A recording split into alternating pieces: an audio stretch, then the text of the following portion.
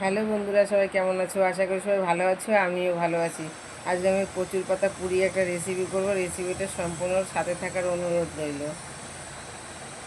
কচুর পাতাগুলো সুন্দর করে আমি ধুয়ে নিয়েছি। এবার আমি সাজিয়ে নেব পাতাটাকে। সবগুলো পাতা আমি এভাবে সাজিয়ে নেব বন্ধুরা, একটার পর একটা দিয়ে সবগুলো পাতা আমি এভাবে সাজিয়ে নেব। পাতাগুলো সব আমার সাজানো হয়ে গেছে। একটা একটা করে সব জিনিসগুলো দিয়ে দেবো কেটে রাখা 2 ফালি টমেটো, 3টে ছোট পেঁয়াজ,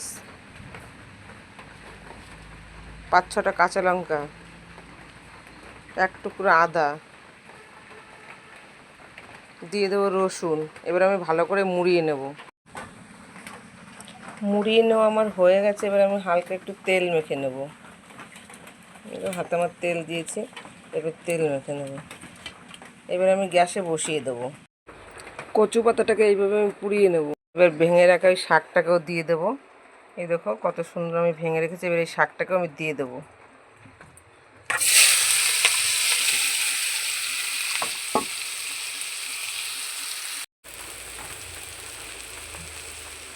পরিমাণ মতন দিয়ে দেবো বন্ধুরা লবণ। কচু পাতার ভর্তাটা আমার হয়ে গেছে, তোমাদের নামিয়ে নিয়ে আমি দেখাচ্ছি। কচু পাতার ভর্তার রেসিপিটা আমার হয়ে গেছে বন্ধুরা।